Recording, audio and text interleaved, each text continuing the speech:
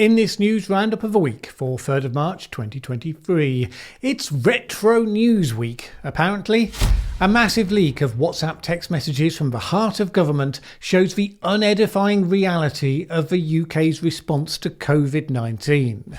The US Energy Department declares that it now believes a lab leak is the most likely cause of the COVID-19 pandemic.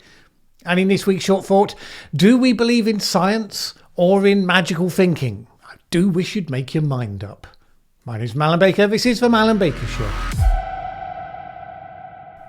In the UK, attention has been rather taken this week by the leak to the Daily Telegraph newspaper of thousands upon thousands of WhatsApp messages from the time of the pandemic sent to and by the former Health Secretary Matt Hancock.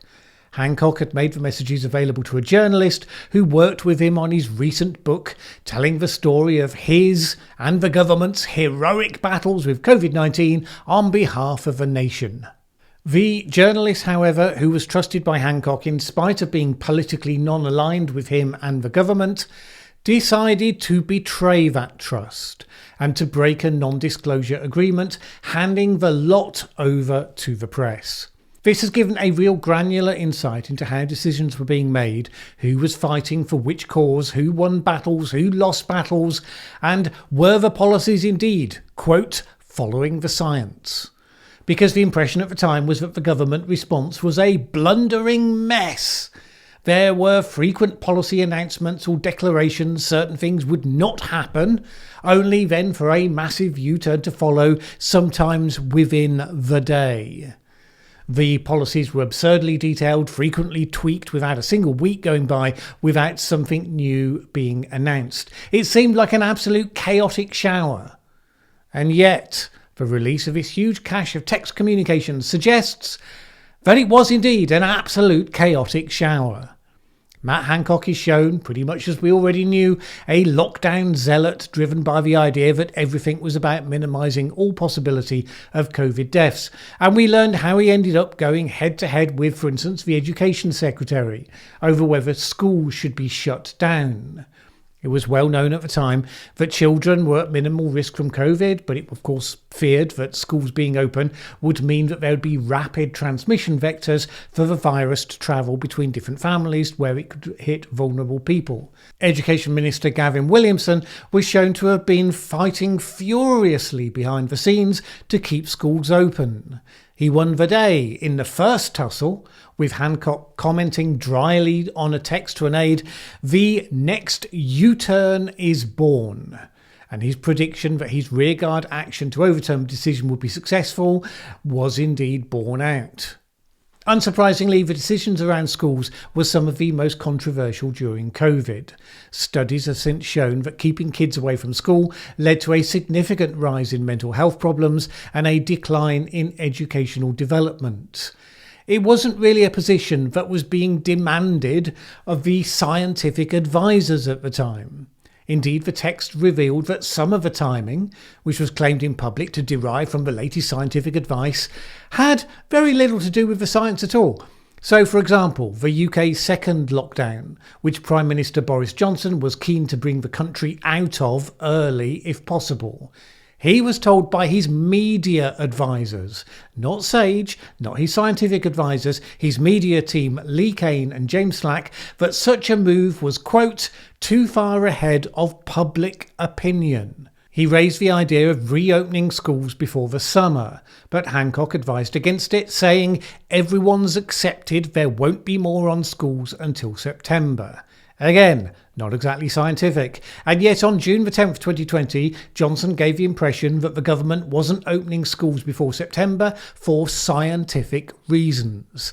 Responding to a question from a BBC journalist, he said, "Of course, we would have liked to have been in a position where we could have got the rest of primary back for a couple of weeks before the summer holidays. We wanted to do that if that was going to be possible. Turns out that was just a lie." Now, it's not a surprise that Boris Johnson lied. More than anything else, it's what he's famous for. But there it is, nonetheless in black and white. That said, it's worth observing a few other things. First, for a leak of confidential government text messages, there's not a huge amount in there we didn't already know in spirit, if not in detail. It shows a shambolic crew making decisions on the fly, changing their mind within days of decisions being announced, some of it influenced by scientific advice, rather more of it about the politics of what the public might or might not accept, what might or might not fly. For people who thought there were more organised, nefarious things behind lockdowns, unsurprisingly, because those fantasies never fitted what we knew about the people in charge, there is no gun here, smoking or otherwise, for that view. And indeed, we can confirm no text messages there from Klaus Schwab or the WEF. So, just saying. Second, Matt Hancock has made a reasonable, fair comment defence to all of this, which is that all of these texts have already been passed to the official independent inquiry into the pandemic, along with a lot of the documentation that provided additional, sometimes much needed context to those exchanges. And frankly, the Telegraph was highly selectively picking out certain exchanges in order to promote its own anti-lockdown agenda. He said that the government had always said there would be lessons to learn, but it should come from the public inquiry, looking at all the evidence, not highly selective headline-grabbing leaks. Personally, I think that point has significant merit. I mean, I'm more in sympathy with the Telegraph's instincts on this than I am with Hancock's lock-em-up zeal, but it's not a satisfactory process to have campaigning journalists picking and choosing from 100,000 texts to find the ones that tell the story they want to tell. Either do a WikiLeaks and make the whole lot available so they can be seen in their entirety, or leave it to the inquiry where it will be done properly by them. Now, the other side say that's all very well, but this inquiry is slow, maybe never going to report given all the material it has to wade through. After all, the Swedish equivalent has already finished its work and produced its final report. The UK Commission hasn't even heard from its first witnesses yet. And I can understand why the campaigning urgency is there. Hancock might say, we know that lessons can be learned, but everything he said this week and before and in the text messages themselves suggests he has no capacity to learn any lessons if they go in the direction of saying that maybe the single-minded focus on reducing solely COVID deaths to the exclusion of all else was not serving the public good. Now, I mean, maybe that's not the lesson that comes out when you've looked at everything. It may be that that shouldn't be the lesson that comes out. But he has obviously not had a moment's doubt in his mind on such a score, even as everyone else has been soul-searching as some of the consequences of lockdowns have made themselves felt in the aftermath. Indeed, ironically, that comes out in the leaked messages in relation to Sweden. As Fraser Nelson observed, Sweden was doing pretty well, in spite of having kept schools, pubs and restaurants open. Rather than ask what there was to learn, Hancock became enraged by what he called the effing Sweden argument and wanted it quashed. Supply 3 or 4 bullet points of why Sweden is wrong, he asked of his aides. Not whether it was wrong, why it was wrong. The added element of all of this was how the support for the cabinet for the actions being taken was won. The government ran its initial nudge campaigns to seek to get public compliance with lockdown measures, and as we know, succeeded substantially into scaring people into staying home. Polls of public opinion were then available to reassure the uncertain in government that lockdown measures were popular with the public. Johnson's chief advisor Dominic Cummings employed an election strategist to show the cabinet that more than half of voters supported lockdown measures or thought they should be strengthened, because that's kind of what they've been scared into. Finally, we did get to see why it was that things changed just about every week at short notice, confounding businesses and the public who were caught unprepared. So, for example, on June the 1st, 2020, as schools began to reopen after the first lockdown, Dominic Cummings suggested enforcing mask wearing on trains and buses. I think we should make it legally compulsory to wear masks on public transport, with only e.g. small child, disabled, etc. exception. It's free, buys us some no real downside, he said. The Director of Communications, Lee Kane, replied, "If we are doing it, PM can drop it on Wednesday." And just like that, the policy was announced 3 days later to come into force on June the 15th. Did we notice any scientific advice going into that process? Any careful deliberation about the benefits and the consequences? Nope. And that's exactly how we ended up with new things all the time, often not well considered, and some of them therefore quickly reversed. If the inquiry doesn't come back with lessons from the pandemic that this was a desperately unsatisfactory process, then it's hard to see what it will have been doing for all that time. Ultimately, what the leak of text specifically speaks to is how the process of groupthink came to dominate this process. How quickly objections became the stuff of outgroups. If people were fully on team and whatever they decided, then they could be part of the club. They could laugh together at the plight of the wealthy people entering the country and being forced to quarantine for 10 days in the crappiest low-budget hotel rooms. They could discuss whether they could push the police to crack down harder on rules breakers and celebrate news stories when they did. All the while, Number 10 was breaking those very same rules with its own parties. None of that's really new, we kind of knew it already, it's just deeply unedifying to see it in detail, text by text. What we would rather see is some solid evidence as to where the pandemic came from. That, sadly, is not being shared by anybody. There was lots of excitement this week when the US Department of Energy said that its assessment was that COVID-19 most likely emerged due to a laboratory accident in China. It was a reminder to me that I obviously don't know that much about US government agencies, since it wouldn't have occurred to me that the Department of Energy, specifically, would be expected to have an opinion on the origins of COVID. But apparently so. Some have jumped to the conclusion that this announcement means that the government overall has confirmed that this is being seen as the most likely scenario. That isn't the case. Different agencies have different opinions on the matter. So the story really was to highlight that it is seen as a likely but not certain scenario by professional agencies with access to restricted intelligence, so anyone who made a living by dismissing it out of hand as demonstrably unfeasible, they will have a tougher time of it. But although the assessment was said to have been informed in part by new intelligence, the fact that belief was described as low confidence means that whatever that new intelligence was doesn't constitute any sort of compelling or conclusive evidence. Probably it means something situational or circumstantial. The FBI professes a higher degree of confidence, reaching the dizzy heights of medium, a fact which the FBI Director Christopher Wray attested to this week in his first public comments on the topic. The challenge remains that most of the intelligence on the topic is classified. So while none of it is clearly conclusive, the general population is just left in the dark about even that which there is. Other government agencies, including the National Intelligence Council, have expressed low confidence that the virus had a natural origin, and it seems unlikely anything more definitive is going to emerge, given China's refusal to cooperate with any process to get to the truth. US National Security Council spokesperson John Kirby told reporters that the intelligence community was still reviewing the question as a whole of government process, and not led by just one agency. When that process made new information available, he said the administration would brief Congress and the American people. Now, unsurprisingly, China responded with irritation to the latest comments. A Chinese Foreign Ministry spokesman said, "We urge the US to respect science and facts, stop politicizing this issue, stop its intelligence-led, politics-driven origins tracing."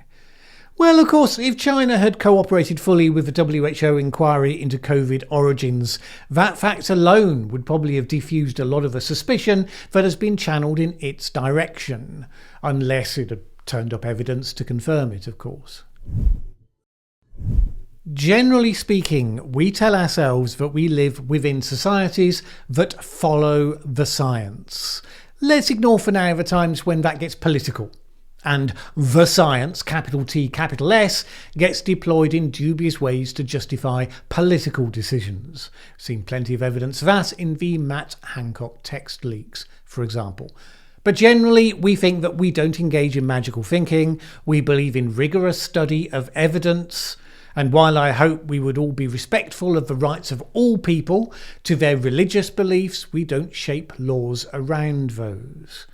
Unfortunately, that's not wholly the world we live in. So, for instance, in the UK recently, we have had school children punished for causing minor damage to a religious book, namely the Quran. For minor damage, some pages were smudged unintentionally with dirt. The kind of things that kids do all the time, in other words. But this at a school in Wakefield, West Yorkshire, turned into a police matter. 4 pupils were suspended for desecrating a copy of the Quran. The head teacher of the school issued a statement castigating the pupils for failing to treat the Quran with the respect it deserves. Meetings were undertaken with local Muslim leaders to confirm that the book remained wholly intact. This was because, of course, the local rumour mill had kicked in. Literally, actually, the story said that the Quran had been physically kicked around by the children. Turned out not to be true. Even if it had been true, they're children. Damage to school property is a matter for the school. Traditionally, the sort of thing that's dealt with, by a detention, maybe. But it wasn't true. The head teacher, the one who suspended the children, remember, said that there was no evidence of malicious intent. So why did you suspend them? Because apparently, in West Yorkshire at least, we have a religious state with extremely sensitive blasphemy laws, which are not supposed to exist in this country. And officials and police too scared of being labelled as Islamophobic to argue for anything that we might recognise as common sense. British Muslim citizens are likewise being infantilised, singled out as a community that uniquely requires protecting from any sort of situation that might be considered unpleasant, even that wrought by school children. Now, this isn't an issue solely for the UK. Richard Dawkins penned a passionate piece for The Spectator this week talking about his recent book tour in New Zealand and how that has been kicking off. There he has been criticising the government of Jacinda Ardern, recently ended of course, which implemented the policy that science classes are to be taught that Maori ways of knowing have equal standing with so-called Western science. Now, this likewise jumps the shark from respecting traditions to putting magical thinking in charge of your policy. 7 scientists and scholars who wrote in protest of a Listener magazine found themselves attacked. 3 of them, who were fellows of the New Zealand Royal Society, were threatened with inquisitorial investigation. Professor Kendall Clements was removed from teaching evolution at the University of Auckland after a committee said, "We do not feel that either Kendall or Garth should be put in front of students as teachers. This is not safe for students." That not safe line comes straight from the deeply woke institutions of the United States, of course. Richard Dawkins summed up the position like this: New Zealand children will be taught the true wonder of DNA while being simultaneously confused by the doctrine that all life throbs with a vital force conferred by the Earth Mother and the Sky Father. Origin myths are haunting and poetic, but they belong elsewhere in the curriculum.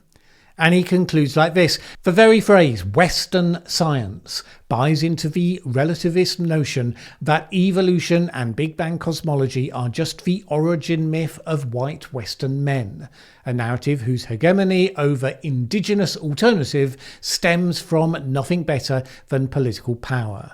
This is pernicious nonsense. Science belongs to all humanity. It is humanity's proud best shot at discovering the truth about the real world. I agree. Political forces are apparently all too ready to compromise that position from fear of offending specific groups, as well as to support its own political positions. Ironically, those are often the same political forces that talk most loudly about following the science, capital T, capital S. We have to decide if we are a society that shapes the facts to fit our beliefs, the magical societies of old, or if we shape our beliefs and occasionally therefore challenge those beliefs and change them even to fit the facts. Here's the thing: if it's the latter, then fear of speaking up should never be a thing. If it demonstrably is, as it was in West Yorkshire, as it clearly was in New Zealand, then you've just not got that bit right. All right, slightly shorter episode today. Some real world factors meant that I had a little less time to play with than usual. So just enough time for me to thank, as always, for people who support this channel on Patreon. Without that support, I simply could not get the time to make these videos. If you would like to add yours for the independent, fact-focused and non-ideological content I aim to produce here, please head on over to patreon.com/Mallen Baker. It is always appreciated. Either way, have a great week. My name is Mallen Baker. This is the Mallen Baker Show. Thanks for watching this video. If you liked it, please share with anyone else you think would also enjoy it. Word of mouth is really important to us. And if you've not subscribed yet, what are you waiting for? As the saying goes, that subscribe button won't smash itself.